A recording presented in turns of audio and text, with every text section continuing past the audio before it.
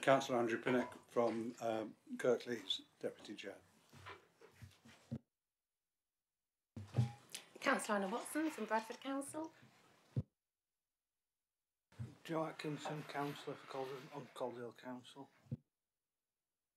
Good morning, Isaac Wilson, Councillor in Leeds. Good morning, Dave Merritt, Councillor Dave Merritt, City of York Council. Good morning, Alison Gillespie, Head of Place and Environment Policy at the West Yorkshire Combined Authority. Good morning, Mick Bunting, Interim Director of Transport Operations and Service Transformation, West Yorkshire Combined Authority. Good morning all, it's a real privilege to be here. Tracy Braden, Mayor of West Yorkshire. Good morning, I'm Simon Warburton, Executive Director for Transport. Councillor Sabia Khan from Bradford. Councillor Tony Ames, Wakefield. I represent Pontefract South. Councillor Oliver Newton from Leeds City Council. I represent Morley. Councillor Harry McCarthy from Corn Valley Ward and Kirklees. Councillor Dot Foster from Calderdale. I'm sorry, my train was late. Good morning, Councillor Joanne Dodds from Bradford. Scrutiny Support Officer. Sarah Naylor, Committee Support. Thank you, everyone. Okay, so let's begin. Apologies have been received from Councillor Mark Thompson from Kirklees and Julian Medford from Wakefield. Is there anyone else? Not that much. Okay, great. Pecuniary interest. Do any members here have any pecuniary interest that they would like to declare before we begin? Can I declare my usual non-pecuniary Action for Yorkshire Transport, Northern Transport Activists Roundtable, York Bus Forum and sorry, I've forgotten the fourth. It's in the minutes of the last meeting anyway. Sorry, yes, a concessionary bus pass user. Thank you, Councillor Merritt. Okay, is there any others? No. Possible exclusion of press and public. Do we have any exclusions? No? Great. Meetings of the last meeting held on the 29th of September, members. Can I ask if anyone has got any comments or any discrepancies? No? Great. Can we have a proposer for those minutes? Proposer.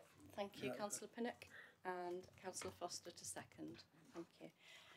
Okay, so there's been some interesting, item 5, interesting developments in devolution recently as it continues to unfold across the UK, which is placing greater emphasis on the importance of scrutiny. This is as a tool for accountability, really, for the decisions that have been made by our leaders. And I went to a meeting recently with the chairs and the deputy chairs from different combined authorities across the UK.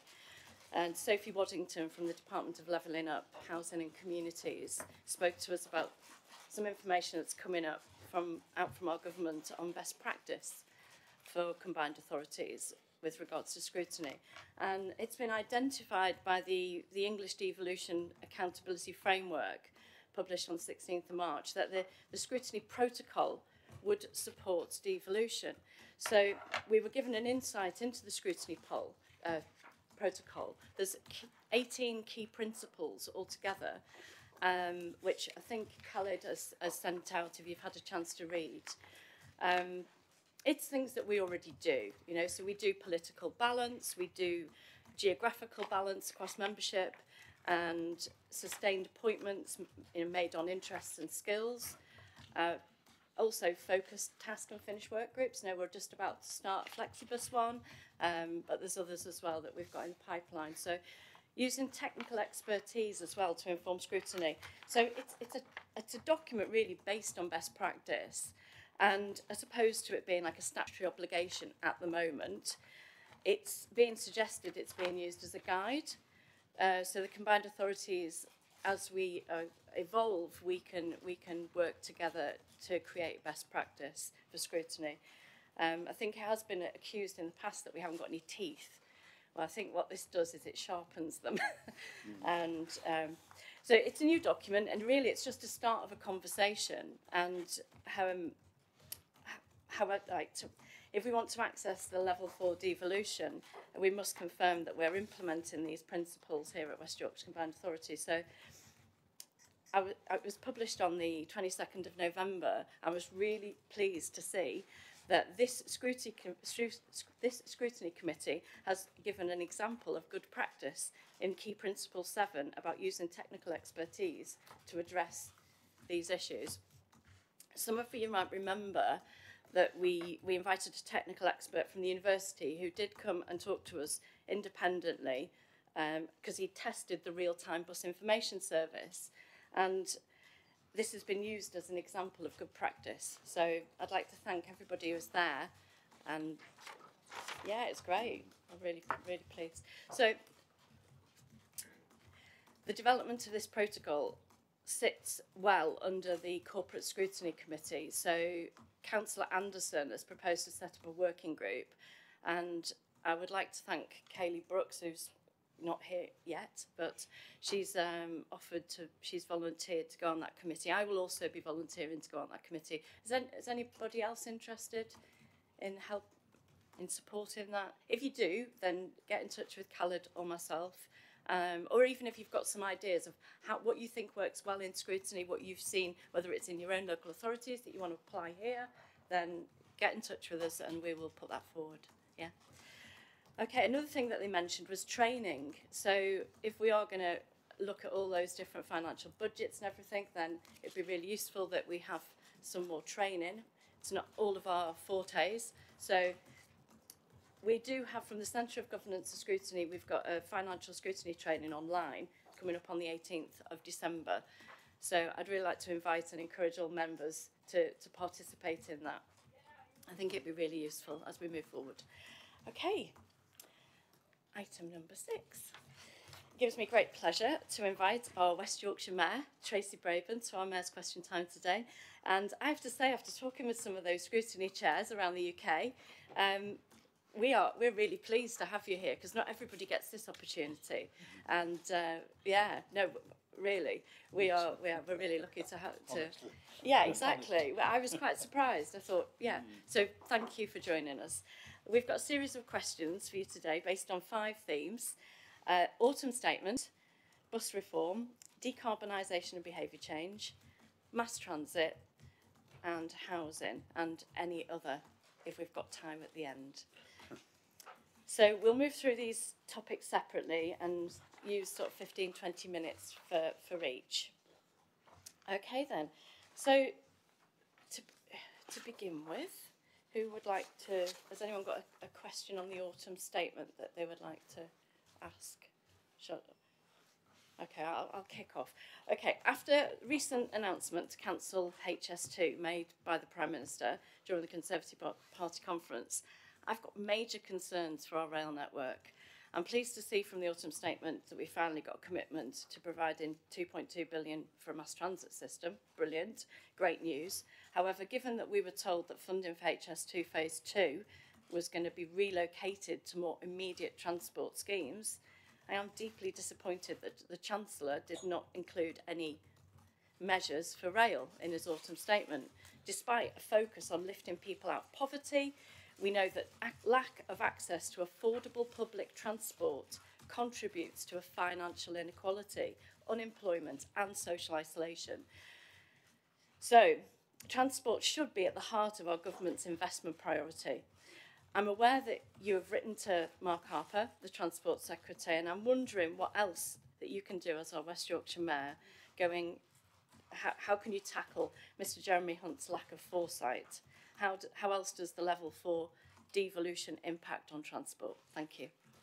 Thank you so much, Chair. And can I just firstly address your earlier points about devolution and thank you all as Scrutiny Chair, as Scrutiny colleagues, for the work that you do. We are really ahead of the game, actually, in having 3 committees scrutinising our office and the things that we do. I think that helps us be better. because scrutiny is helpful. It gives you a new way of thinking and it challenges your thinking as well. So I just want to thank you for all that you do. And I really do welcome the opportunity for extra training too, because it is a big ask to ask busy councillors to also then be across all the detail of lots and lots of different topics. So I'm very pleased that we were mentioned, and it's quite right we were, because I think you've led, our chairs have led from the front, so thank you. I think it's going to, the next step is one scrutiny committee, so consolidating our three into one, that will be more resourced with support to be really helpful. So thank you for all that you do. So the autumn statement was really disappointing. It does feel like a pre-election handout when it comes to particularly around taxes. You'll know that obviously the devil is in the detail, and once the numbers were scrutinised further, it was obvious that any cuts to taxes, the benefits were completely offset by a freeze in thresholds. And certainly the most vulnerable, the lowest paid, were going to be barely touched by this, by this autumn statement.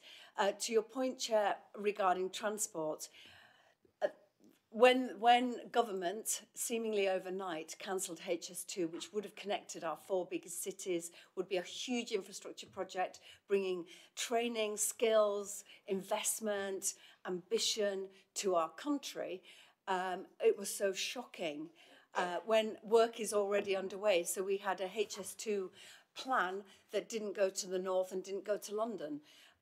All of that work, all of that money, and I do hope there's going to be further scrutiny from government and opposition about where has that money gone, and where are the benefits. And it wasn't just me saying it, was also cross-party, and also the government's own infrastructure commissioner, who also said it showed lack of ambition. So I was hoping that then the suggestion that the HS2 money would be then spent on regional projects, that there would be a guiding mind behind that submission.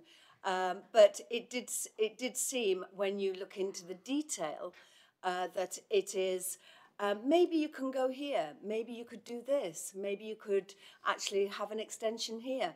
It didn't feel like it was well thought out, and the phrase on the back of a fag packet seemed to be very appropriate, because it was trying to patch up an east to west offer that Transport for the North had been working on for many years, and was submitted to government as our answer to transport across the north, that was disregarded and has been disregarded at many moments. But however, as an optimist, I'm trying to see some of the positives, and the commitment to mass transit was very welcome. That is going to be a game changer for our region. I have pressed government again and again to get that commitment to the long-term development and the long-term funding. We cannot go from a small funding pot to small funding pot. This is a huge endeavour, a decade-long endeavour, and we've got to have that political will and that funding stream. So that was welcome. The commitment to Bradford was also welcome, and I welcomed Mark Harper and Hugh Merriman with Councillor Susan Hinchcliffe to Bradford to talk through and to push government to work with us faster and to release the 400,000 to get us going on the Bradford plans that had been allocated in the devolution deal 2.5 years ago and still not delivered. That has now got over the line, so I am pleased that that work is underway, and we are moving as fast as we can to deliver the plans for Bradford. The Bradford new station will connect with Huddersfield. That will then connect onto the Transpennine route over to Manchester. It isn't the Transport for the North plan, which is a new line from Manchester to Leeds that will help with greater capacity.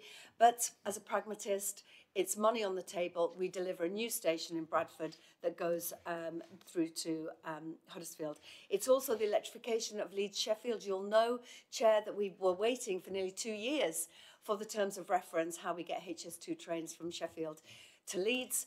That was not forthcoming, and it proved that government weren't particularly focused on solving that problem.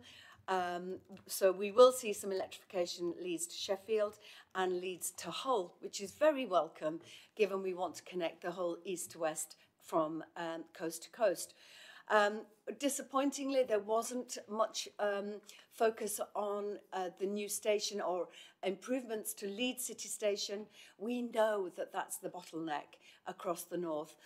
We have to get government to focus their attentions on how we open up the station to make sure that at the moment, at the weekends, we're over 100% capacity of the station. We want to make sure that there are no blockages because of Leeds across the north. There was also 8.3 billion across England for road resurfacing. We have been waiting for decades for money for potholes. It isn't enough. It sounds like a lot of money, but this is because of 13 years of underfunding of the highways from the government. And there is also 8.55 billion for CRSTS2, but that includes mass transit monies as well. There was also the following few days after the announcement, the autumn statement, there's the levelling up funds. I don't know, Chair, if you wanted me to go onto those, but the point of this autumn statement was, I think it was incredibly disappointing. Who benefited? One thing that was welcome was the expensing for businesses. That is something that West Yorkshire businesses have asked me about, that when they spend on plant equipment, etc., that can then be offset against their tax. That's some certainty. But it didn't answer the questions that we've been asking. Local authority funding. I wrote to the Chancellor before the autumn statement, that was my #1 priority, because all of the good work we are doing here is from the Mayor's office. We can't deliver if our local authority partners are hanging by a thread and have no capacity to work in partnership because they are laying people off, because all they can manage to deliver is statutory services of children's services and adult social care. So there was nothing for local authorities, and it was quite shocking how the cost of living crisis wasn't mentioned either. So I would say that as a mayor, I'm in a position where we can be helpful for the people that we represent, and for our local authorities. We can try and do what we have the power and the money to do, but we need leadership from the centre, and this didn't address the challenges that are facing us over the next few years. Thank you, Chair. Thank you, Tracy. Yeah, I would totally concur with all of that. I think there's a lot of people around this table who would agree as well. We do make sure this is apolitical, obviously. This is not about politics. This is really about, what is best for the people of West Yorkshire. Has anyone got any other questions on the autumn statement or want to make any other comments? No, I think we've covered everything that we'd had on our list. Okay, so bus reform. Who'd like to start with bus reform? Councillor Pinnock. Thank you, Chair. Good morning, Tracy. I asked you a question at the Kirklees meeting the other day about timetable creep. Buses timetables getting longer and longer because of traffic. I think that's probably gone away, judging by my journey this morning, which seemed to meet very little traffic coming in into Leeds for once. But the thing that worries me most of all is that there are a lot of plans to try and improve the bus services, which have faced incredible difficulties. People now working from home to an extent that I don't think anybody has properly worked out, to what extent people are working from home and not going in traditional journeys to work. Are you confident that, and I could ask this question about mass transit as well, but I'll ask it here, are you confident that we've got enough money to be able to provide the bus services that will be demanded into the future. I know that's a bit difficult estimating what those might be, but I do worry that always these things get underfunded. You know, there's never quite enough money there to do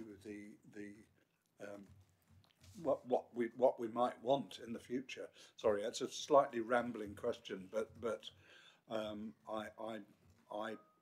hope you will agree that we need to have it properly funded, and I'm just wondering how you're going to try and get there. Good question. Thank you, Councillor Pinnock, and I totally agree with you.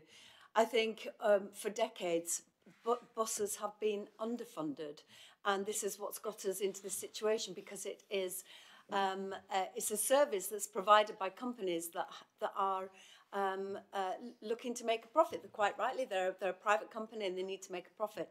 But when the government fund roads, it's not seen as a subsidy, is it? But when they fund buses, it's seen as a subsidy. There's not much I can say, as you know, Councillor Pinnock, because the consultation is out, looking to the future in particular. And I'll be making the decision next year about franchising. And franchising is the preferred option of the Combined Authority, and franchising does give greater autonomy over routes and budgets, etc. But that's a decision that I've not made yet, and that's I look forward to the consultation next year. But I would say, if you lived in Bradford, you may disagree about the time that you spend in traffic on a bus because of the roadworks and so on. And I do know that First Bus have introduced a number of 8 more vehicles to try and stabilise the network. But of course, there will always be disruption when we have ambition, because we want to make Bradford better. We're really hurtling towards Bradford City of Culture as well. And I know the ambition from Bradford City Council is really high to get that public realm ready for 2025. So they're working at pace. But it is frustrating for passengers. I do understand that. As you know, Chair, I've brought my esteemed colleagues with me to answer technical questions, but maybe I could just hand over to Simon regarding funding, because this is something that is affecting not just us as a region, but regions across the whole country. Simon. Thank you. So it's been a very common picture in local transport that we have increasingly benefited from capital investment in our system, but the revenue funding that's needed to support with services remains a real challenge for us, and we have sought to be very clear on that in the publication of the bus reform assessment that we have set out for consultation. So we are very clear that whichever model is ultimately recommended on and adopted following consultation will not by itself reverse the long-term decline in demand for bus travel that we have seen over the past 20 years and more. We are also acutely aware of the fact that we collectively with the bus industry, again, under any model, need to continue to strengthen our understanding of contemporary travel markets. So you make the point, Councillor, that your journey in has felt very congestion free. Of course, what we know now is that Friday is the least occupied in city centre offices of all of the 5 traditional working days, and that does play itself out on the street. So in the coming year, we will be looking to set out ever more clearly how we go about understanding those fundamental changes in demand, because increasingly that is going to have to become the focus for the way in which we go about planning transport systems. If I may as well, Chair, I know that Councillor Pinnock also has raised with me in the past about ghost buses. As a traveller myself, as somebody that uses the buses, I have a direct line to the operators, so I can tell them when the ghost bus, they say it's coming and it doesn't come, or when the bus actually has gone past me and not stopped. But just to reassure you that we have focused on this, working with the operators, and the 4th meeting of the Ghost Bus Working Group happened on November the 21st. And these meetings were, it's a great title that, isn't it? It sounds like a band. There were representatives from Arriva, First, Transdev, and of course Oz. And we've had some good outcomes. 3 large operators' electronic ticket machines on buses will now be upgraded to 4G, which means we'll be able to improve tracking. And also, we discussed possible customer communications to explain how the real-time system display works. But any late bus cancelled post the end of the journey time would not be logged as cancelled in the reporting system. So there are still challenges around ghost buses because it affects the accuracy. And the one thing that the public are telling me that really matters to me is reliability. You need to know that when you go to the bus stop, that bus is coming because you've seen it on your app. You know you've 2 minutes to get to stop and the bus will be there. This is affecting people's confidence. And if we can build confidence, then we can build patronage. Thank you, Chair. Thank you. And it's music to my ears because it obviously did come to this committee first, and we did do a lot of work. So I'm really grateful that that's happening now. And yeah, what a great name for a committee, Ghost Bus Committee. Councillor Watson's next. Thank you very much, Mayor. Great you're here taking these questions. So one of the things that is obviously fantastic about the Mayor's Fair, as a regular bus user, I know all about it because I use the bus and I see all of the adverts at the bus stops. What I'm finding by talking to, local people is if they're not a bus user, they have no idea, and they still have the concept that buses are expensive because obviously it used to be very expensive to be able to, kind of catch a bus into Bradford from where I live. And just thinking on the point that Councillor Pinnock said about, and also what Simon said about areas of, people not travelling into cities, obviously there are some businesses, such as the hospitals, where people are in, the staff are there all the time. And I raised this with Simon at the last meeting that, there could be, you could look at ways and systems where you are in those businesses where people are having to travel. It doesn't, they're not reliant on which day of the work or working from home, that you could really encourage by having the right information to encourage both the staff and people, having to go and visit those businesses or the hospital or public services to be able to use the bus. So I'm really interested to know a little bit more about what are the strategies and the sort of the blue sky thinking that is in place to basically be communicating and promoting buses to current non-bus users, because I think there's probably a lot of opportunity there that we've maybe not quite grabbed. Thank you so much, Councillor. And it's a really good question, and I think it's also about partnership, because everywhere I go talking to businesses, I say you could have a real benefit for your workforce by giving them an M card so that they can use public transport. Talking to the Integrated Care Board, how can we help you with your staff? And there's submissions as well about late buses to get NHS workers to and from on shifts, early and late buses. We've had those conversations as well. But this is absolutely a partnership strategy. And something that is about the transport plan in its entirety, so that we know that everything is connected as well. And that's where the mass transit plans are really, really important, because buses will feed into mass transit, and everything needs to be interconnected, but also our businesses and our anchor institutions need to know that there are what's happening and how it can help their workforce.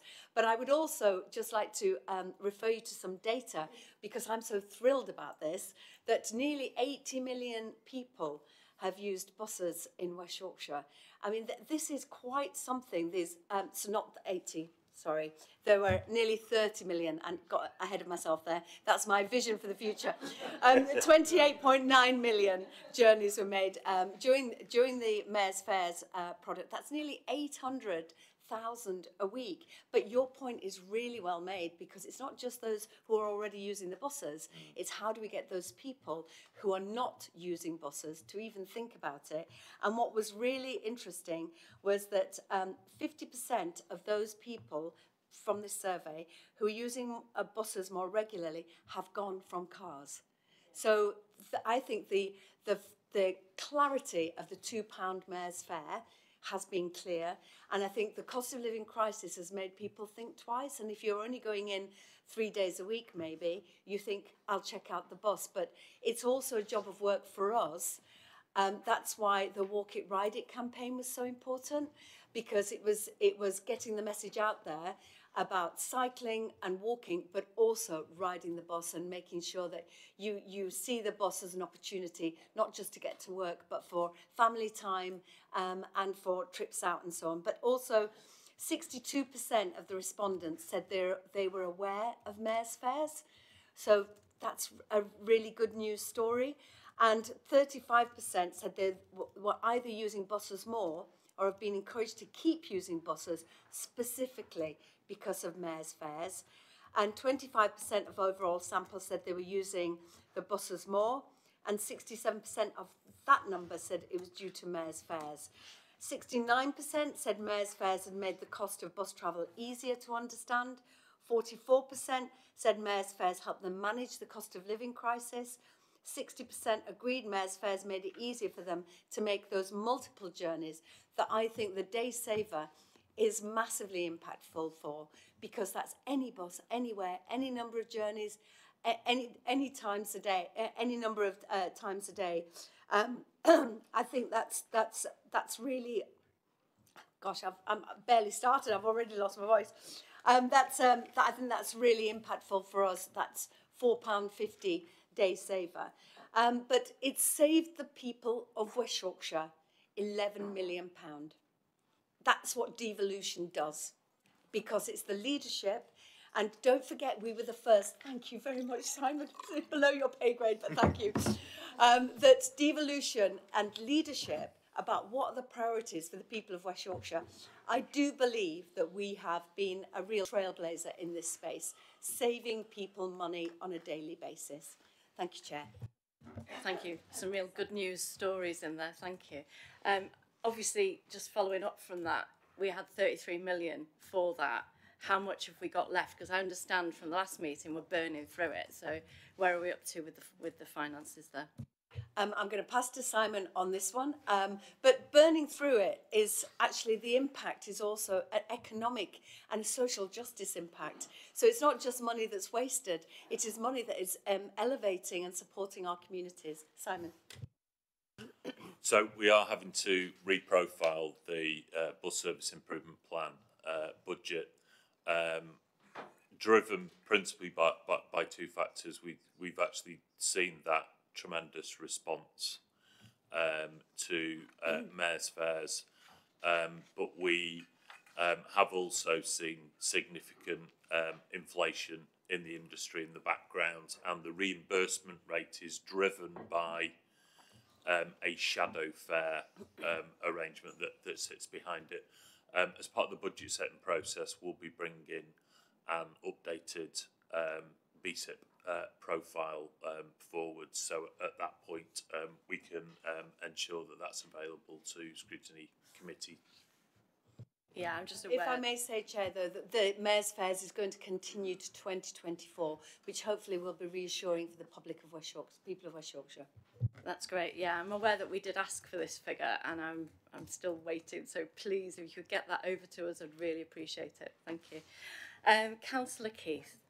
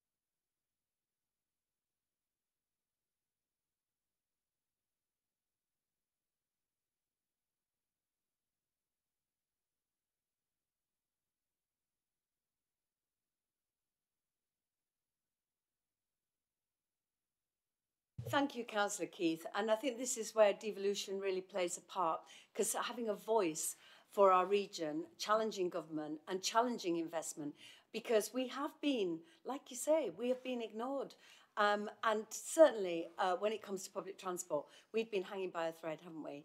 You mentioned London, and Simon's just given me the figure that the bus network in London is subsidised to the tune of 600 million from the tube. Now, we don't have a fare box, but that's where I'm hoping mass transit is going to be helpful. So you have the trams and also the airport. They own the airport in Manchester, for example. That is a revenue funding stream. In Sheffield, there is some fare box that comes from the trams. Obviously, it's not enough to cover the buses. So we need to be more self-sufficient. But also, we do need central government to understand that when you're talking about levelling up, the first thing you must tackle is access to transport. And it's also, with Councillor Merritt here, would be, I thought I might share these numbers, that the bus frequency in West Yorkshire fell by 37%, and in Greater Manchester by 39%, York fell by 49%, North Yorkshire 50%, South Yorkshire 53%, East Riding 76%. So decline in bus networks.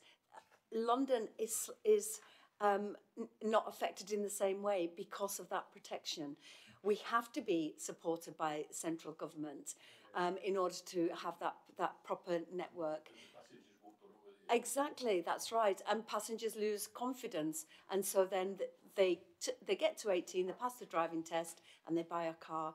And we've got to stop them buying that car, because they've got a transport network that works. And anybody that goes to London, you will see all sorts of people on that bus, from Lords of the Realm, pop stars, ordinary people going about their work, because it works and because it's efficient. And because it's efficient, then lots of people use it, they get the income, and it's self-sustaining. Thank you, Josie. Who's next? We've got Councillor Foster. Thank you. We had a debate in full council earlier this week about getting home safely, and one of the things that was really apparent was the lack of buses, late buses, to get people home after shifts, particularly if they're working in the hospitality sector. And also care sector, and you mentioned NHS earlier. I mean, I looked at getting the bus home from full council. I missed the one at quarter to 10 because we were still going, and the next one wasn't till 11:15. Fortunately, one of my colleagues gave me a lift, but it's just rubbish. That is just not good enough, and we cannot expect people to get a bus home if there aren't any. And that's just on one bus route. Other bus routes are slightly better. There's some where there's no buses after about 6 o'clock. It's not good enough. What can you do to help get more buses that run late at night, and make sure that people can get home safely? Because it's really, really important. We cannot have shift workers and hospitality sector workers spending probably 2 hours of their wages getting a taxi home after a shift. It's not fair. Councillor Foster, I do agree with you. The nighttime economy is really important for us as a region, and particularly the workforce in the nighttime economy are more often than not NHS doing shifts. But I agree wholeheartedly about the availability of buses. These are decisions made by operators, whether they are economically viable for them. But I don't know if Simon would like to add anything. But certainly in our Mayor's Big Bus Chat, the feedback from communities and individuals was that they would welcome later and earlier buses. You'll have seen in Liverpool that they have just, they're bringing in December night buses. They're trialling night buses throughout the evening. Obviously, we would have to look at the economic model and so on, but it's going to be interesting to see the consultation as well, whether there's any feedback around night buses. But the Mayor's Big Bus Chat did have a section on would you what were the times you need the buses. So that's been really helpful data to feed in. Simon. Thank you. So the night buses are, by their very nature, the most expensive bus services to provide, unfortunately, because they are relatively sparse in number, but they still carry a number of the overheads that sit behind them, as operators rightly point out to us. We need to do two things really. We have to be able to make a case to a revenue source, and that's very challenging. I don't need to tell members of the five authorities just how challenging that is within the current climate. The Mayor makes reference to the Liverpool profile, which I understand Liverpool are able to trial through revenues that they have from their Mersey tunnels. So again, we made reference before to the fact that different places have different revenue sources, and that is quite a challenge for us here in West Yorkshire. So we are working hard with the business community at the moment to build the evidence case for services in the evening, and then to continue to work with DFT in particular to press them around where else do we go with the BSIP model in order to draw down revenues. I think the second area is how we can start to think about more use of flexible transport services into the evening. So how might we be able, for example, to work with local taxi firms around shared taxi arrangements that help to manage costs for, as you rightly point out, quite often low income, quite often young members of the evening economy. But yeah, it is a real challenge for us. Thank you. I'm just aware of time. I mean, it's a really important subject, this, so I think we need to spend a little bit longer on this one. I've got,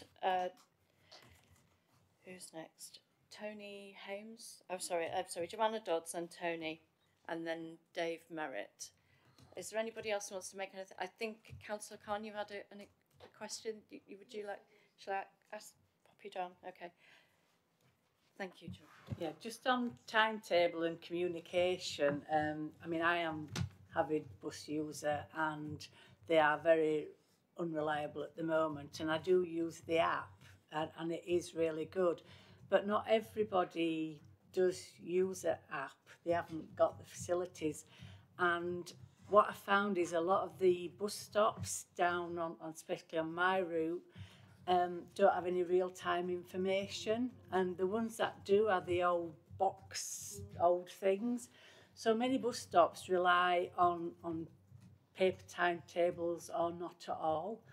And so many times I'll look and see there ain't a bus coming, so I'll walk, and then you see loads of people stood at a bus stop and you think they're going to be there a long time. Coming into Leeds, I see quite a difference. A lot of the bus stops have these like real-time bus polls where it tells you exactly what bus is coming to that stop and, you know, information and time. They'd be ideal in Bradford, and I wonder if there's any scope to introduce them in other areas to make sure that people are aware, because if they know that a bus is coming and which one, then they're more likely to use buses. Thank you, Councillor Dodds, and absolutely the street furniture and the stops themselves, they do need an overhaul across the whole of the region. But Mick, if I could come to you on the timetabling. Thank you, Mayor. Of course, yeah. I think we talked about this last time, didn't we, in terms of the challenges that we got out of COVID and what we had to do with our roadside displays. So an absolute basic offer to our customers and passengers should be that every bus stop and bus shelter has at least a paper roadside display that's current and correct and gives all the right information. The volatility in the market that we saw during and after COVID and still see means that the maintenance of those 14,000 shelters and stops is really difficult in that respect. But it is an absolute priority for our information team. we have a really responsive online presence, and I do appreciate the point that you've made about not everybody has accessibility to that, but just looking at our M-card products, over 90% now of people use that, so a very vast majority do, but we absolutely mustn't disregard those that don't. But we've got that commitment to roll those roadside displays out to all our bus stations and shelters at the moment. We do continue to engage with passengers through our transport focus surveys and our annual surveys as well to listen to passengers and make sure that that offer is absolutely as right as it can be. But we're aware of this problem and we are responding to it in the volatility that we're currently experiencing still post-COVID in the operational challenges that we're seeing in the market at the moment. Thank you, Mick. Councillor Hames. This may be an odd thing for a Conservative councillor to say, but I think that public transport should be public transport. I think that privatisation has failed. I've always felt that. It's on tape now, Councillor Hames. That's official. No, this is reasoning that I've arrived at because I've always been involved in transport, but not public transport. I've always been involved in transport, and just at this moment in time, there are things that worry me now, because, for example, I would be not want to be responsible for replacing the bus fleet in having to meet up with the targets of decarbonisation, because I can envisage that the escalating costs of replacing vehicles will spiral out of control, because they're not, buses can never be electric buses, they're battery operated, and at the end of the day they've got to be charged up. I could envisage if I were operating buses and trying to improve bus roll, I would have to own more buses than what I really needed in order to ensure that there were a regular service. So I would couple the bus reform with mass transport, and I think that the only true electric vehicle is something that runs on tracks, a tram, a train. So mass transport must be concentrated on that. And the disappointing thing to me is that an area like the Combined Authority in West Yorkshire does not have something like Manchester and the tram system in Manchester and the metro system, because that is the way forward. And I think that there could be mistakes made trying to meet decarbonisation targets. There could be mistakes made, there could be money wasted, when I think the major investment in this area should be on the tram system. And that could be linked with Wakefield, which is where we are from, Bradford and everywhere, with a proper metro system. In the meantime, just to get the thing that's stopping the timetables, and adhering to timetables is the number of cars on the road. And there's one or two things you could do to decrease the number of cars on the road. For example, Pontefract, where I live, we have a mass exodus every morning of commuters going to Leeds to work in Leeds. Now, if instead of the motorway system we have is excellent, but instead of putting factories and warehouses outside of motorways, we should have car parks and express buses operated regularly every 10 minutes along the motorway system, and the commuters park as near as they can to their home, next to the motorway, and the express buses coming in and taking them into Leeds, and then the bus service in Leeds picking up that, instead of getting the cars into Leeds and congesting the roads. But this is just something to work on. Thank you, Councillor. And certainly Park and Ride is something I'm a real champion of. I know there's been some pullback in the service over the weekends and so on, but fundamentally Park and Ride has got to be the solution, because there will be some communities that will not have access to a regular bus route. There will be, it's inevitable because of our topography and because of our the layout of West Yorkshire, and park and ride is going to be part of the solution. But I would just slightly challenge you that I don't think it has to be either or when it comes to EV or EV buses or hydrogen buses even, and mass transit. I think we should be ambitious and we should be doing both. And that's why I've committed to spades in the ground by 2028 on mass transit, because we failed twice because it was a lead scheme. This scheme will not fail because it's West Yorkshire and it has the buy-in of all our leaders. It has the it economically makes sense for our region to, like you say, like Manchester, like London, and to have that tram offer. Because with it, how can it be right that Leeds is the only city of its size without a mass transit system? We need to get fit for the future. And I really do value your support, Councillor, because this is not about party politics. This is about what is best for the people of West Yorkshire, and collectively, that's what we all want. And we might have different views about some topics, but fundamentally, we just have to roll up our sleeves, get on, and deliver for the people of West Yorkshire. Can I just say that on the mayor's fares in my area, the lack of buses meant that the mayor's fares were like a little reward system for people that were using the buses, because it didn't, as far as I'm concerned, produce any more buses on the road for my residents. It has meant that there is an uptick in passenger numbers, but I take your point exactly. Thank you, and thank you so much for saying that. I don't think you meant to throw yourself under the bus. But no, you've got a really good point. Thank you. Councillor Merritt. Yeah, just picking up Tony's point about battery electric buses. They have improved substantially and are pretty capable of most reasonable modest length bus journeys. In York, first fleet will be fully electric by next year.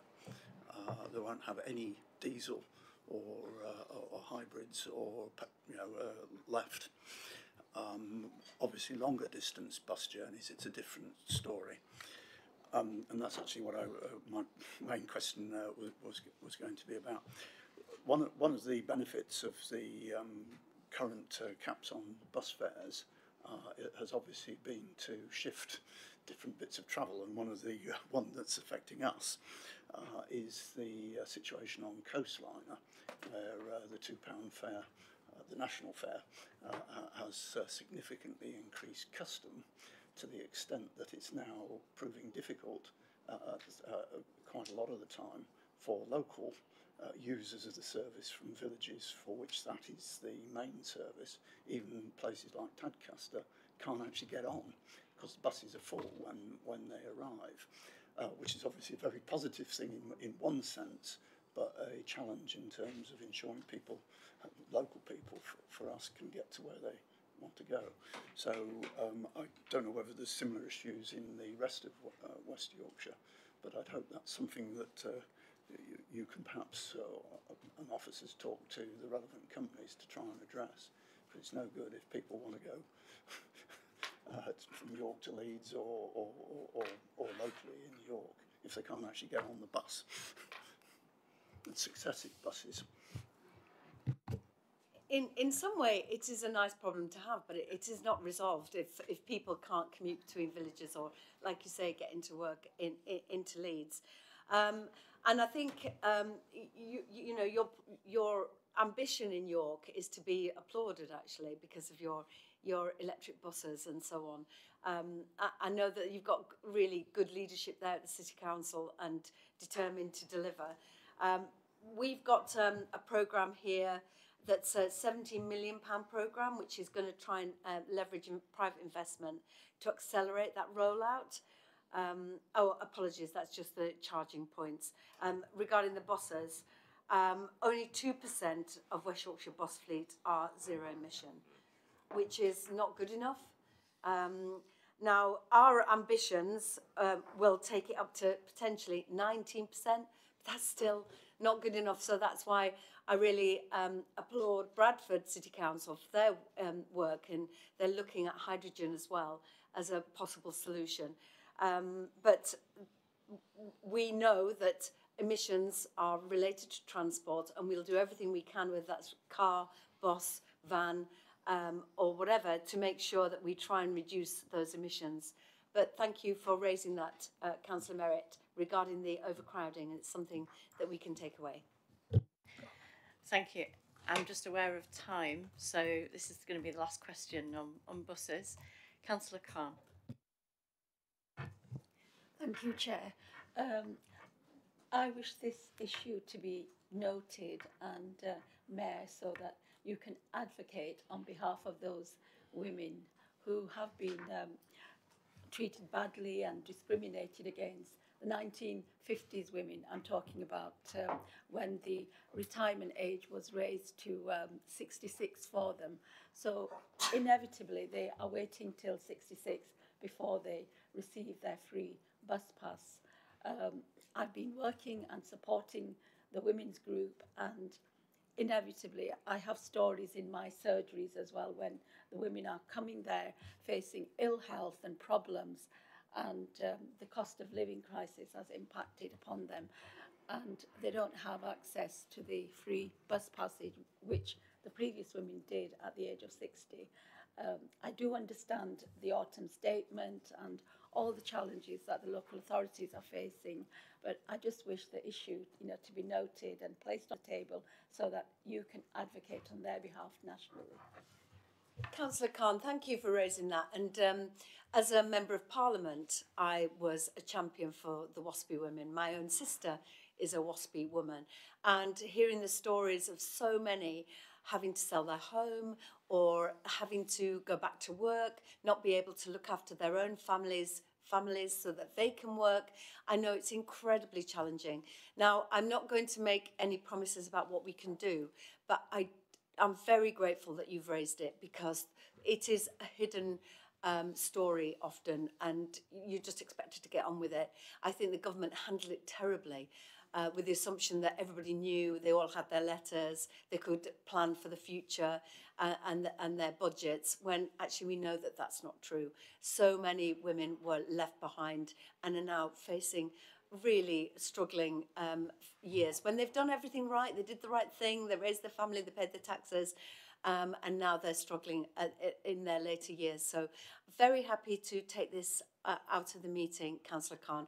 Can't promise anything regarding the bus pass, but I'm really grateful that you've raised it.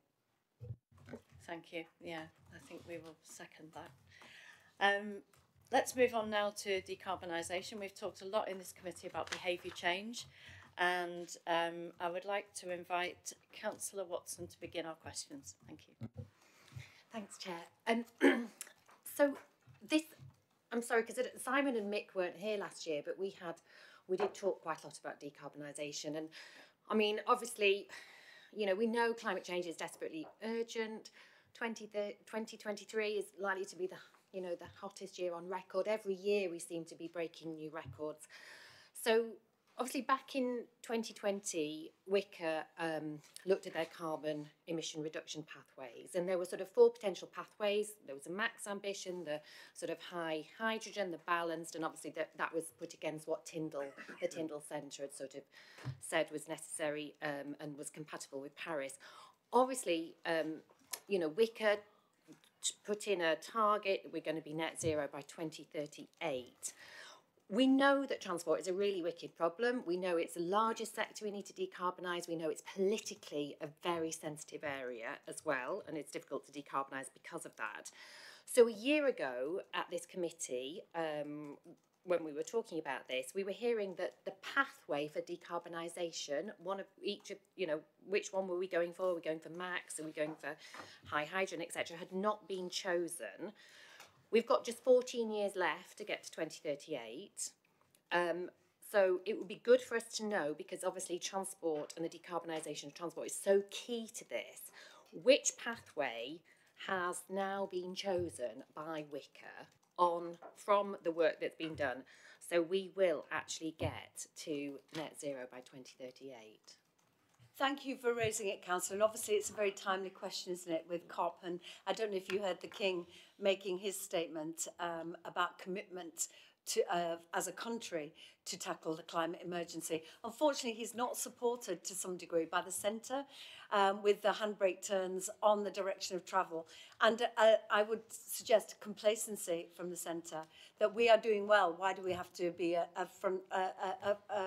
an outlier now? We can actually pull back on our expectations. So we reported our most up-to-date position on emissions to the Energy and Environment Committee on the 24th of October.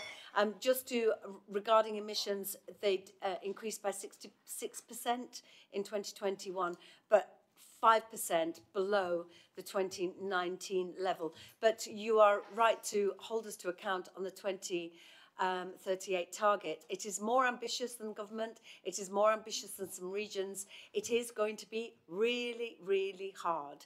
And we have only a limited set of tools available to us. But the pathway is absolutely the way forward. How are we going to get there? And just on those specifics, I'll just hand over to Alison, if I may.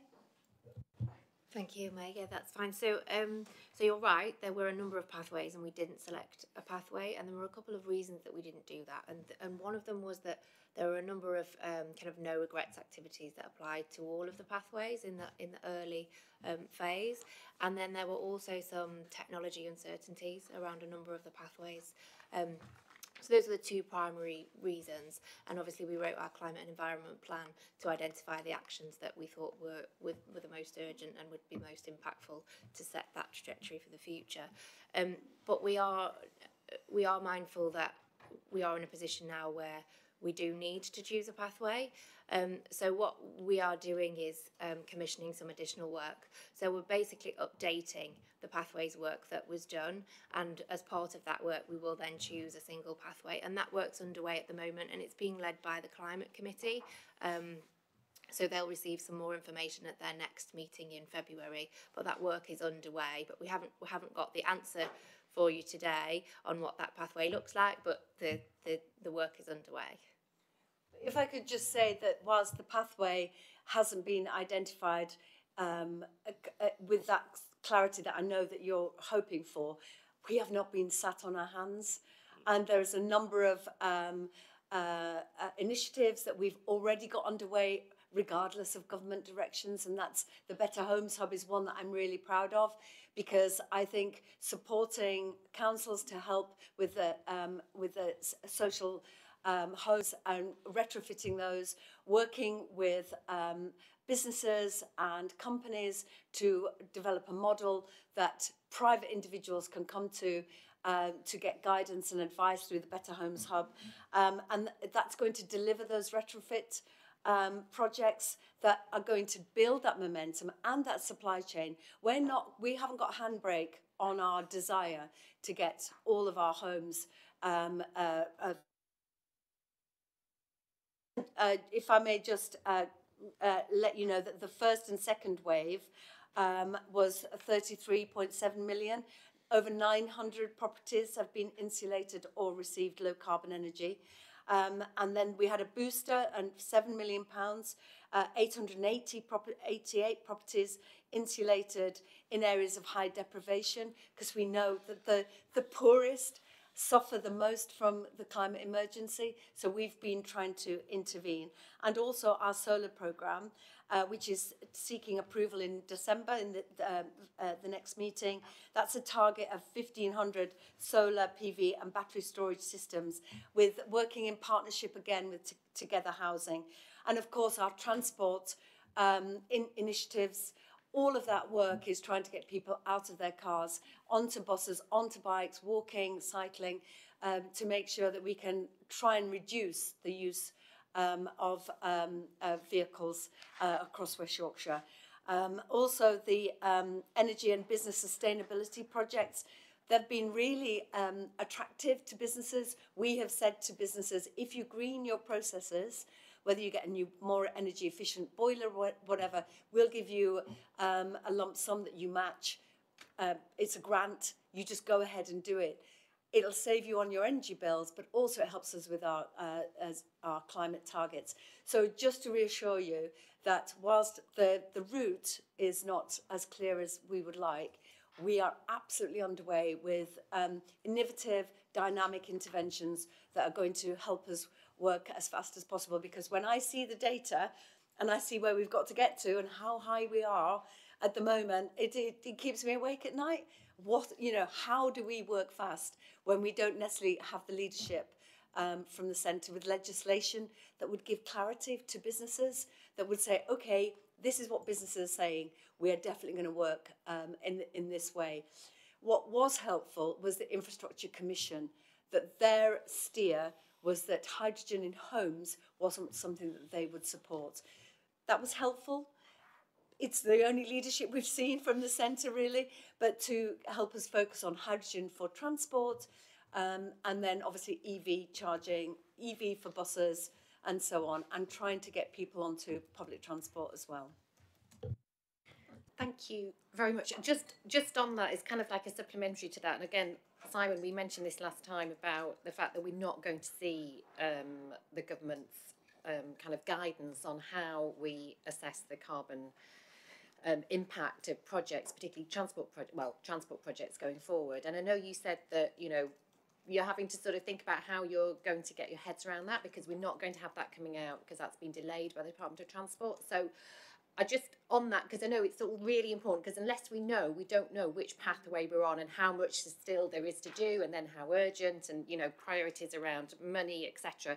So I wonder, Simon, is there an update on what's going to happen, seeing as we're not going to get the guidance, and how far is West Yorkshire on coming up with its own way of, unfortunately, having to work out the carbon impact of transport projects? I'll pass over to Simon, but the carbon impact assessment that we've talked about in a number of meetings, and that being part of the business case for projects, it's hard for colleagues and partners to get their head around, and it is very technical, and it is about understanding, for example, a bike scheme has its own carbon impact as well. So it's trying to understand the impact of a scheme retrospectively and looking to the future. It has been a challenge, but I think showing that leadership and saying that the carbon impact assessment should be part of your business case gets people starting to think about that, which is, it's a start. But Simon, I wonder if you want to pick that up just on that particular question. Thank you, certainly. So we brought a report to the last meeting of the Transport Committee, at which it was agreed that we would now progress with the preparation of new local transport plan. And our anticipation is that we have worked closely enough with government officials to broadly understand the metrics that would be used to bring forward a carbon assessment tool. We will do that at a certain amount of risk, and we will adjust it if government does bring forward the guidance. But we are very, very clear that we can't really continue to wait. The last local transport plan that we published was in 2017. Significant factors have changed in our environment since 2017, and we now need to be able to set out a contemporary local transport plan. So there is a public report that we took to the Transport Committee, sets out a timeline for final adoption of a new local transport plan in 2025 and the stages that we'll go through in between. Thank you, and thank you, Councillor Watson. I'm aware that modal shift is definitely on the cards for us to make sure that we get this decarbonisation at a point where we're all happy with it. So Leeds City Council have recently announced that motorbike access to bus lanes, so as we discussed before, 10% increase, 40% reduction of congestion, according to the Lower report.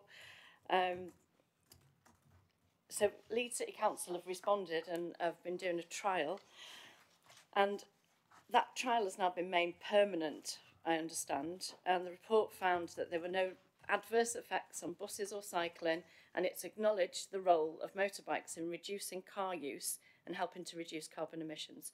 So I'm aware also that Calderdale have this type of access in place for some time now.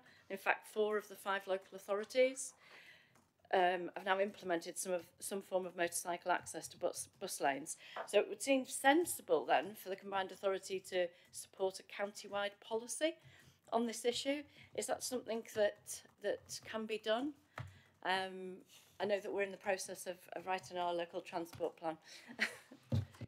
We don't have those powers.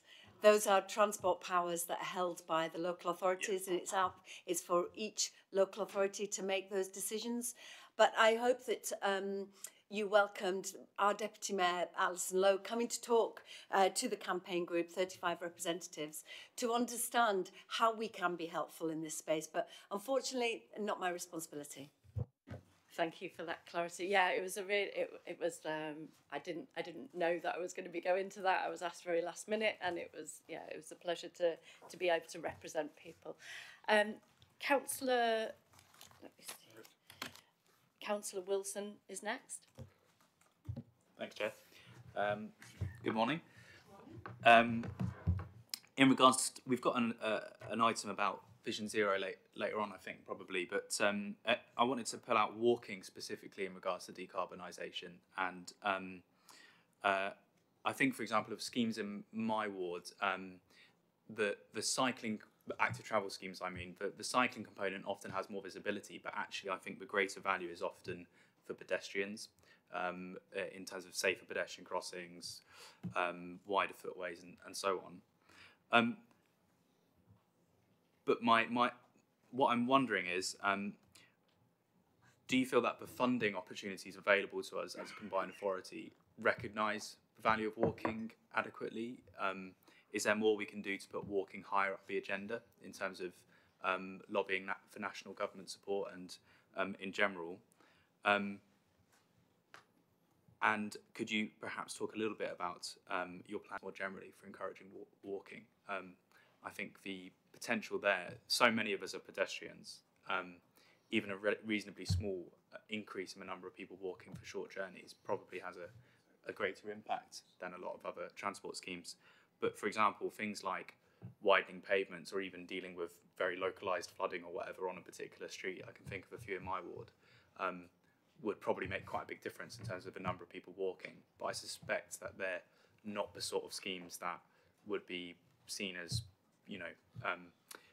worthy of national active travel funding or what have you. So just be really interested in your thoughts on that and how perhaps you could help us lobby for change.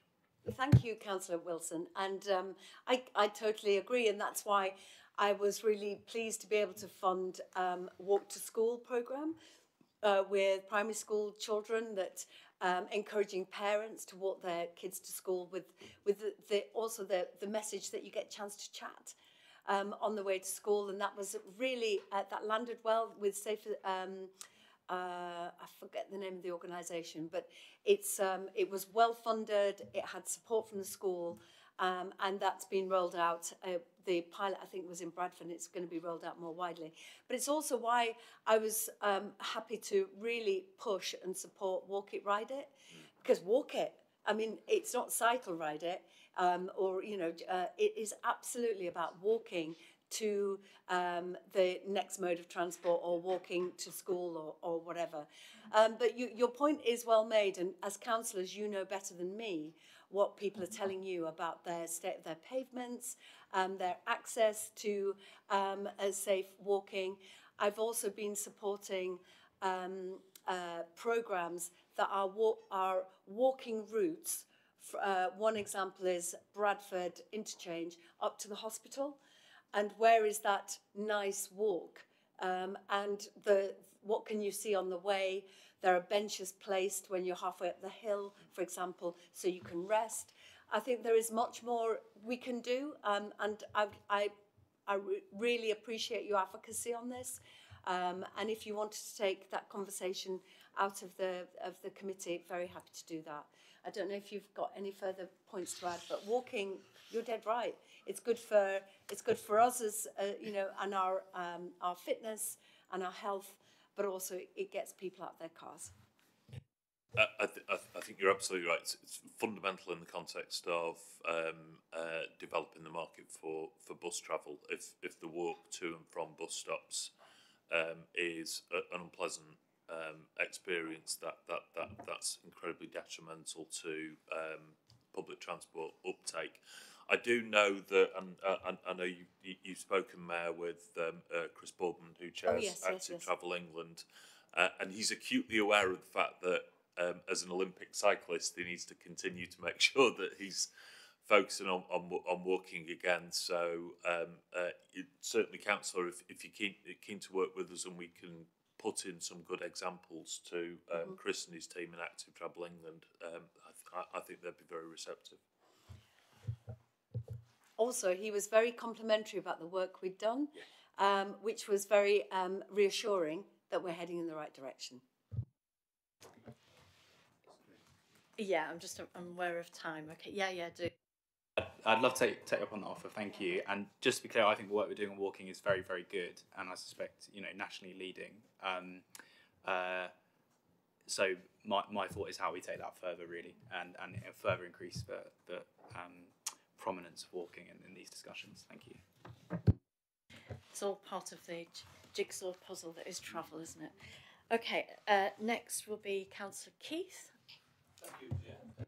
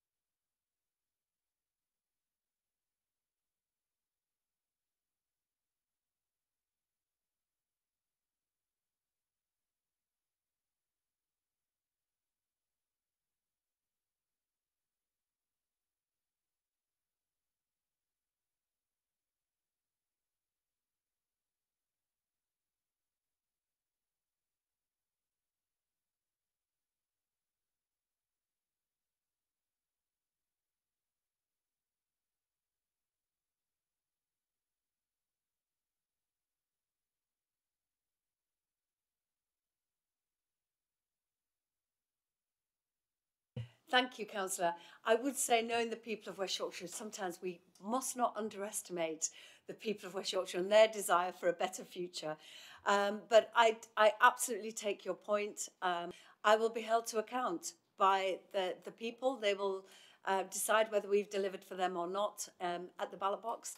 But I do believe it has been a tumultuous few years that aren't, the reasons for that turmoil. It is not us, it is elsewhere. So we could do with stability at the centre, there's no doubt about it. Thank you. Councillor Merritt. Thank you. I just wanted to come back to the carbon assessment. I had the opportunity of listening to one of the key people who've been working on the government's technical guidance, but also on the tools that they are going to provide. And it sounds, and they've been working with a number of the sub-regional bodies down south. They've also been assisting Transport for the North. And I understand those tools are actually likely to be available very early next year. So I think that gives some potential for proper evaluation of schemes.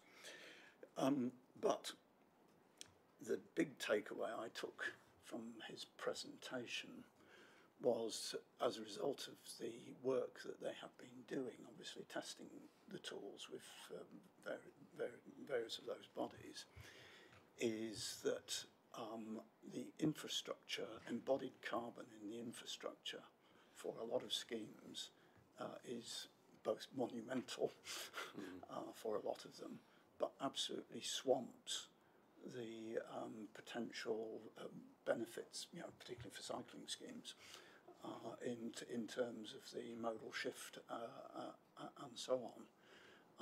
But it's also an issue with large road schemes.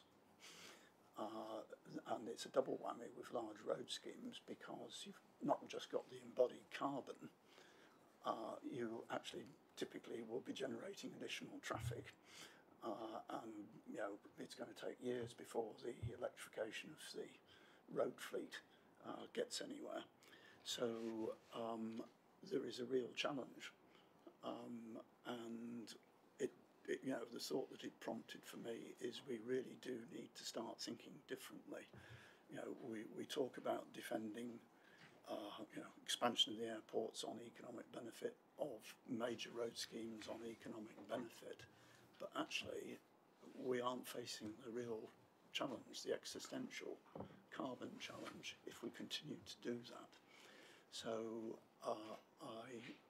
I'm not saying there's any easy answers, but I think we are going to have to challenge our assumption that economic benefit in all cases trumps decarbonisation. We're going to have to do things very significantly differently. So I do hope that we start thinking about that in terms of your future local transport plans. We'll have to do the same where I am. But we cannot continue business as usual or giving excuses around economic benefits when actually it's going to generate a disaster down the line. Councillor Merritt, thank you for that, and it's very thoughtful submission. It is incredibly difficult balancing the needs for future generations and growth for our immediately for our communities. But I appreciate what you're saying, and we do need that clarity from government. And I know that Transport for the North have done a huge amount of work in this space, and we're all trying to do our best in what is a very uncertain future. So thank you. Thank you. Councillor Foster. Thank you. Just a quick one, going back to Councillor Wilson's point about walking, really. So one of the biggest challenges for walking anywhere is blocked pavements. Cars parked on them, sometimes all four wheels. Certainly you can scarcely squeeze past, never mind get a pushchair or a wheelchair or anything else past them.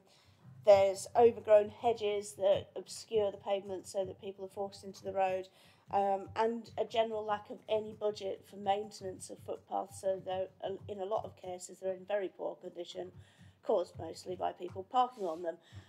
So what can you do to lobby for more money for footpath maintenance, and how can you work with the police to tighten up on inconsiderate parking on pavements that doesn't allow people to actually walk past them? Thank you. I agree, Councillor Foster, that when you've got a double buggy or you're in a wheelchair, and you want to have access to your community, and you're blocked or forced into the road because of selfish parking.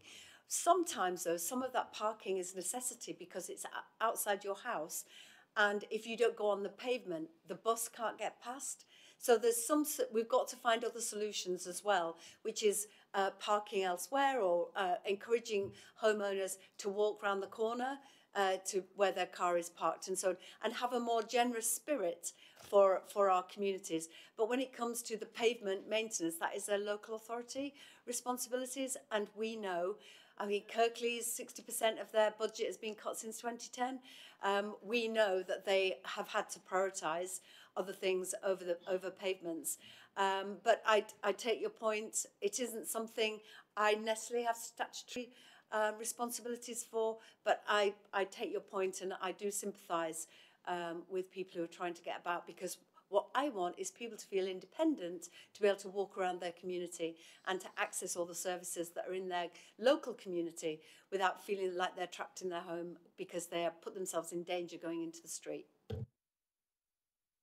Thank you. Yeah, it's difficult, isn't it? Because as you've said, you only have powers over certain things. You don't have the powers over local authorities. That includes planning, lots of other things as well.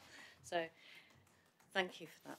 Okay, so I think we need to move on to mass transit. I know we've talked a little bit about it already.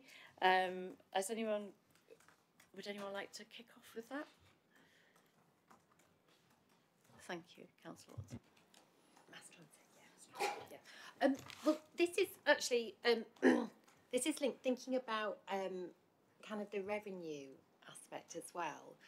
That obviously, and it's kind of linked. So Nottingham has a great tram network, and it manages to use the workplace parking scheme to create revenue that it can put into the tram system to improve it. So I know, Mayor, you mentioned earlier about, we need to look for revenue streams, and some, areas, they have that possibility already. Have you considered, or is there work going on to consider about how we could look at things like workplace charging to enable us to have a revenue stream? So it's one of the things that's supposed to be like the no-brainer way to, get people to move on to public transport, because, it's cheaper to use the bus than it is to, pay to park your car. It doesn't need new infrastructure. And, most transport planners go, this is your sort of like, silver bullet really. So I'm just interested to know, with the fact that we're looking for revenue streams, we want to obviously be able to have a great mass transit system. Are we looking at things like workplace charging levies to enable that to happen also with our decarbonisation pathway? Thank you for the question. And the expectation will be that we look at any ways that we can get funding and revenue funding for our sustainability, for our, for the whole project. So we will be looking at all ways of making sure that we have revenue. I can't at this point say whether that would be something that we would take on. I'm not sure, but it would have to look at the economic modelling and so on. But I know that councils are definitely looking at that. And in Kirklees, you may see that they're now the free parking is going to be coming to an end, and there is going to be charging for car parking. So this is happening, across our region, trying to find ways to have a funding stream, also support our climate targets, and get more people to think twice maybe about driving short distance. So we will be looking at everything. Councillor Keith.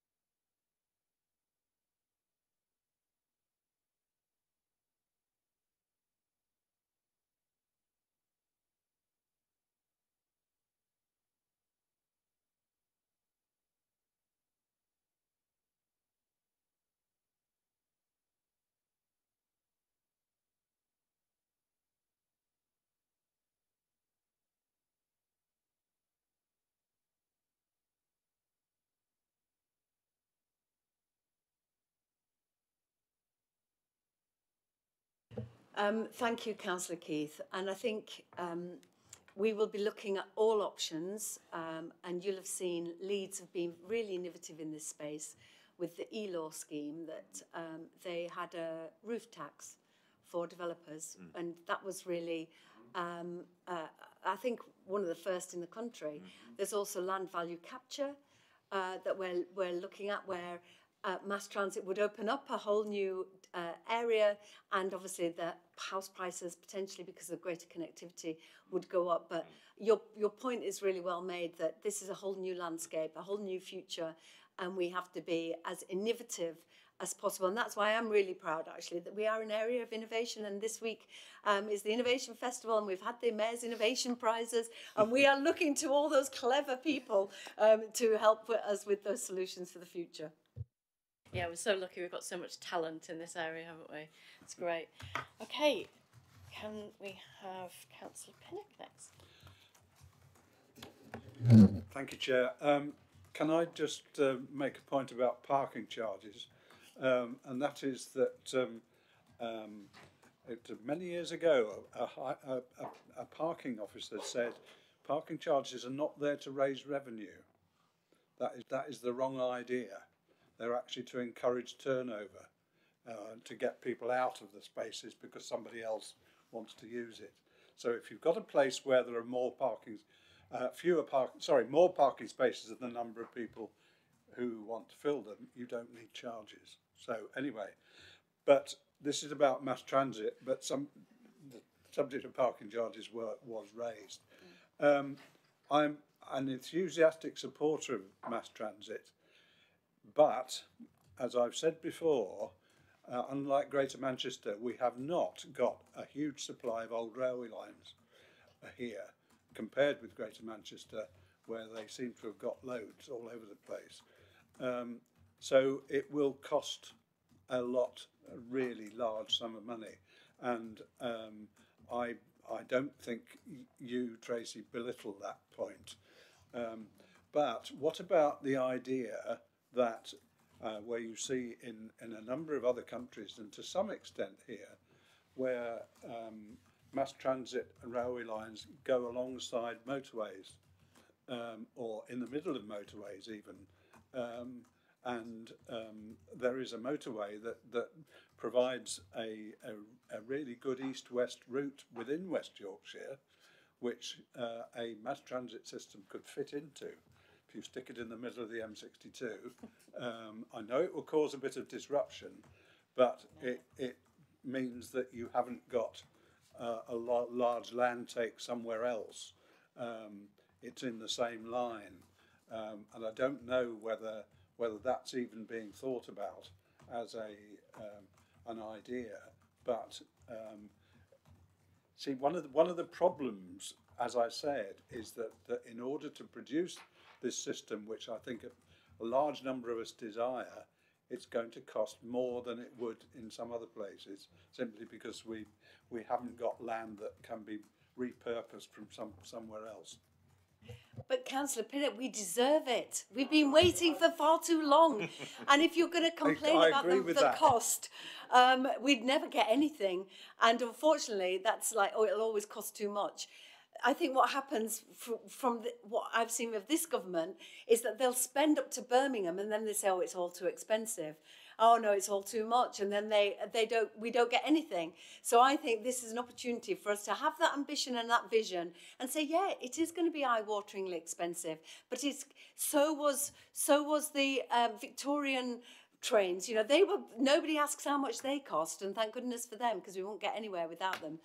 So I am ambitious. Of course, it has to be value for money, but it will cost a huge amount of money. To your point about mirroring routes that already exist, I don't think that's the role of mass transit, to mirror the M62, for example. So there are routes and corridors that have been, it's like being sifted, where there is one idea. Does this work for the community? Is the engineering possible? And we have been sifting options, and we've got a number of corridors that are going out to consultation imminently. But Simon, would you like to address that?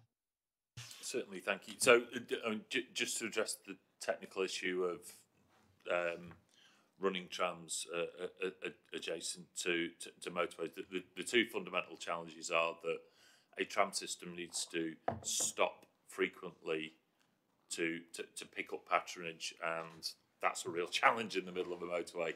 The second issue is I can't even get my head around the safety case if a tram breaks down in that environment.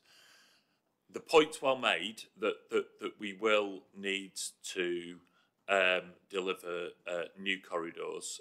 If you take the Manchester Metrolink, it's actually a blend of new corridors and rail lines which were still in operation, whose efficiency or relevance has been improved as a result of conversion to Metrolink, and that there are strong parallels in terms of the new lines. So members will be aware that we published the vision. The vision has been adopted.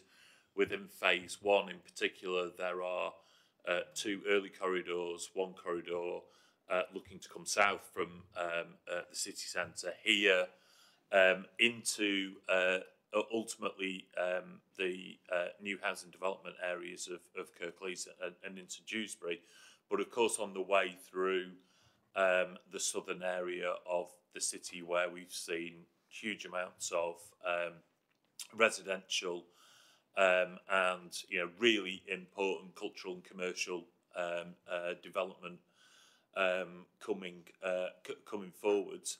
In many ways, that actually mirrors the Salford Quays line in Greater Manchester, which of course was all new build and was all about regeneration. And so I think what we are doing there is bringing forward a proposal that's about the contemporary economic footprint of West Yorkshire, and we've got a Victorian railway that doesn't always do that anymore. The second corridor that we're bringing forward, again, yes, is going to need to sensitively manage its routing through communities between the 2 cities, but is actually fundamental in terms of the operation of the railway that already operates between the 2 cities of Bradford and Leeds, which currently tries to carry people fast from city to city and serve the communities in between, and doesn't actually do either of those things very effectively. So yes, there are expensive, there are very strong cases though as well. And to Simon's point, if we're going to have that miraculous 12-minute journey between Bradford and Leeds, you can't have it if it's stopping at communities, and mass transit is going to be part of that solution. And I am really pleased that we're in a position where we're looking at corridors that are not just Leeds, that it is into Bradford and it is south out to Kirklees, because this is the power of this project, that it can unlock our connectivity across the whole of West Yorkshire. Thank you. Will it be future-proof? Yes. As much as I can say, there might be a nuclear war, who knows, but we will definitely be using the most innovative, the most modern, the most efficient, sustainable ideas. Quick questions from now on. We've got literally 15 minutes. Councillor Hames, quick one. Yeah, a quick one. On mass transport, I think there's only one answer for West Yorkshire, and that is a metro tram system. And I think that it don't matter. I mean, we're planning for the future. We're planning for the future, and the benefits of doing a feasibility study about it will reveal the true benefit. It's the economic benefit, the creation of jobs. So it's not just an expense, and it's not whether we can afford it or not. I don't think we can afford not to do it. Councillor Hames, do you want to come and work with me? Because we are definitely on the same page. I can see a bit of floor crossing happening here. Who's next? I think that's probably all we've got time for with mass transit. Can we move on to housing? We've got 15 minutes. And Councillor Brooks, would you like to start us with that? Thanks, Chair, and hello, Tracy. Hi. I'm sorry I was late, everyone. So, I mean, I honestly don't know where to start with housing, because obviously I represent an inner city ward. And over the 5 years I've been elected, I've supported hundreds of families and individuals with housing need, whether that's overcrowding, homelessness. So in the past week, a disabled person, got in touch with me who was living in a shed in these conditions, and I'm not saying any of this to upset you. I'm saying it to really bring home how important it is that people are living like this. It's very easy to look at like the homelessness numbers and the overcrowding numbers and just sort of phase it out and like have that sort of separation. Families who live in overcrowded conditions, it has an impact on health and development and educational attainment of children, as well as employment impacts on adults, and it can affect the relationship between parent and child and between parents as well. So it can cause family breakdown. So in terms of social justice, rents are currently so high that people are unable to afford to feed themselves, not able to meet the basic needs of themselves and their families. So in terms of the funding that's available to local authorities to provide social and affordable housing, I'm really interested in knowing how many social houses have been built as a result of receiving WICA funding, and whether there's anything more that can be done to tackle the housing crisis. Thank you. Councillor Brooks, thank you for your compassion for the people that you represent, because like you, going out door knocking, the quality of some housing, private housing, rented housing in particular, is heartbreaking, and that families have to live in those conditions. You'll have heard me say before, growing up in social housing in a flat in Batley, a council flat, that gave me that security and that stability to achieve in life. And for so many, they find that security really powerful and very helpful. And that's why when I became mayor, my target for 5,000 affordable, sustainable homes was really important to me. And I am really pleased that we have, through that focus, I think we are hopefully achieving some of those targets. It has been really diabolical, the circumstances we find ourselves in, having set that target of 5,000 affordable homes 2.5 years ago. What has happened since then, when you have government tanking the economy, so inflation absolutely skyrockets, COVID, of course, and then a war in Ukraine means that house building has been, on its knees. So I am pleased that I can tell you that 3,183 affordable homes were started, 2,750 affordable homes completed between 21 and 23. But around that is also the fact that we had these stretching targets. The outcome that I'm really proud about is that we've worked with West Yorkshire housing associations to come together as a collective. They came together to say, we want to help you deliver on your target, Tracy. And we've just had a number of organisations like Guinness join that group, because they are obviously building homes for the most vulnerable. But alongside that, last year at UK Reef, we signed a strategic place partnership with Homes England, only one of 3 in the country. And I think that came about because of our vision here to deliver for the people that you speak about. And that relationship could unlock tens of thousands of homes across our region. But we also need to tackle landlords, and that is definitely a central government issue. I am pleased that we've seen the lifting of the housing benefit cap, because that was sending people into poverty. But also, just finally, I was at a development that we led on in Linthwaite, really lovely, brand new, affordable homes. And I met a family 2 children. She was expecting their 3rd baby, and they had been made homeless by a landlord that was worried about the no faults evictions. So he just got rid of them before it came, because he was worried it was going to come in. He couldn't get rid of them, and they are now in a beautiful home that I think they'll probably stay there for all of their lives, in a lovely area of Linthwaite.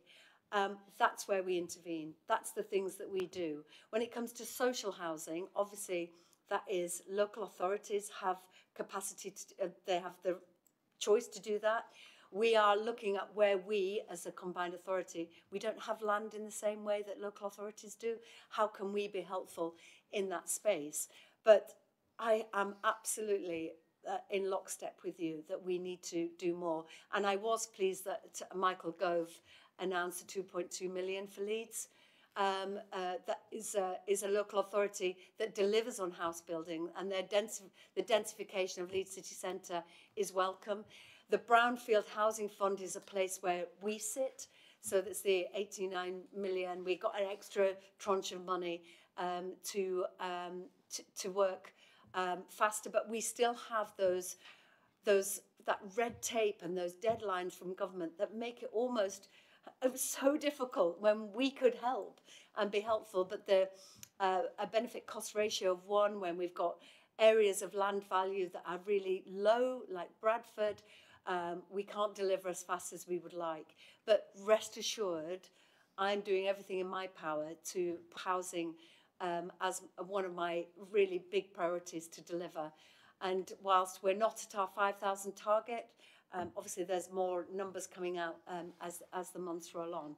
But it has been incredibly difficult. But I do think that focus has meant that as a region we are doing more and ensuring that people with a disability, the most vulnerable, are not living in sheds.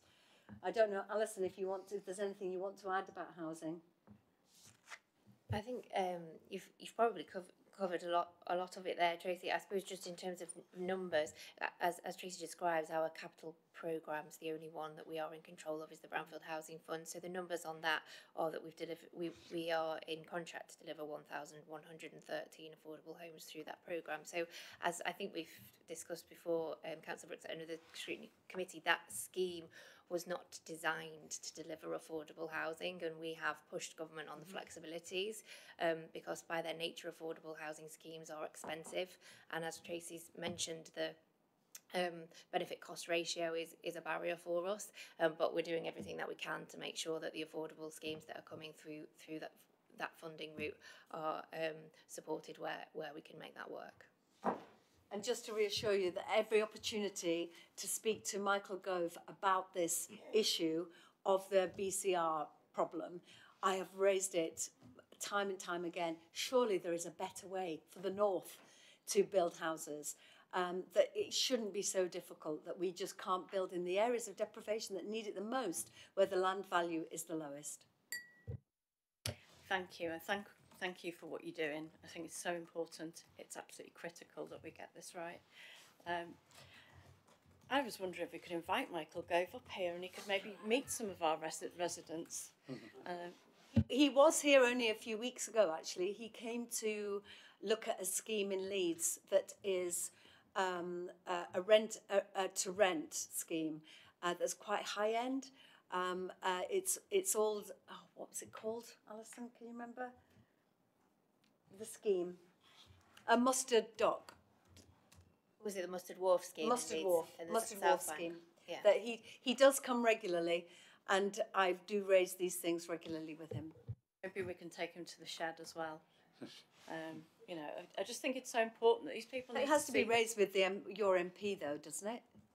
That that issue for that person with a disability living in a shed. I'm sure you'll be an advocate for them to challenge their MP to get it raised in their House of Commons. Yeah, I mean, I've managed to get them in touch with the homelessness service, and I'm hopeful that that person will now be supported into proper housing. But there's so little housing around, and the pressures on the social housing register are so high that yeah, it's just really difficult all round. And then the private rented, like the cheaper private rented, a lot of the buy-to-let landlords are also leaving being landlords anymore because of the interest rates rising and everything, and they're having to sell it because otherwise it's costing them money. So, but yeah, the brownfield funding, it would be really helpful if we could use it for more social housing provision. That would be brilliant. Anything that can be done to assist you in lobbying, please do let us know, because we absolutely would stand behind you and wave banners. Thank you. I'll second that for Calderdale. I think our last meeting we heard it was 8,000 waiting list, and I think Leeds was something like 23,000. So yeah, it really is. It's a massive problem, and obviously post-COVID as well. All of those maybe private rentals that might have been used are now Airbnbs. That's the issue we've got in Calderdale anyway. So, Councillor Foster. Thank you. It's just a very quick one, a suggestion maybe. As Chair's just said, we've got over 8,000 people on the waiting list for a social home. At the moment, there were 6 on Key Choice this week. So few that I can tell you that there were 2 1-beds, 3 2-beds and a 3-bed, and that was it. This, they're not, they're very few and far between.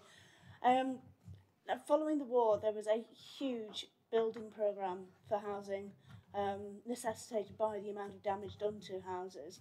An awful lot of those were prefabricated houses. Obviously, the quality and the build techniques of prefabs is hugely better these days. Is that something we can look at to address this problem quickly? Because one of the problems we have is not just getting the planning permission and getting the build going, but it takes so long to get those houses finished. A prefab can be done, dusted in 6-8 weeks. That would make an enormous difference to the scale of the problem, because we could address it quickly. Is that something that you can advocate for? Thank you, Councillor Foster. And I met with Homes England yesterday as part of our strategic partnership work, and I was pleased to see there is a number of schemes in Calderdale that has been traditionally hard to build in Calderdale because of your topography. But and I was particularly pleased that is in North Calderdale, where there are areas of deprivation and real need for decent social housing. What is complex is that companies that provide modular housing are going bust. We're looking into a piece of work, working with Homes England, to identify how Situ managed to make it work, because they're modular housing and they make their walls and all their the pieces of the house actually next to where they're building. Is that the key? What is the key to make sure that modular home builders don't go bust in West Yorkshire, because we can use them? So I'm not averse to modular. I think it provides a solution to many of our challenges. But what's happening with the market, that we've got a modular house builder that's gone bust when actually we need it? So it is a question, but I was really pleased to see these schemes coming online for Calderdale. We are approaching time, so yeah, I'd like to thank you so much for coming today, Tracy. We do really appreciate these chats we have, and yeah, thank you members for all your questions. So on the work programme, the next meeting in January, we're going to be looking at bus reform and receiving our update on the franchising consultation, and the Flexibus working group as well, which is Councillor Foster, Watson, Pinnock and Merritt and myself there, as an invitation to meet after the next meeting on the 26th of January. If you can, that would be great, and then we can all reduce our travel. Okay, and the date of our next meeting is the 26th of January. I think everybody will have that already. Okay, so interesting discussion today. Thank you, everybody. And can I say thank you, Chair, and thank you to everybody for coming and taking time to hold me to account, because I can only be better if I hear from you, so thank you. Yeah, thank you. Have a safe journey home, everyone.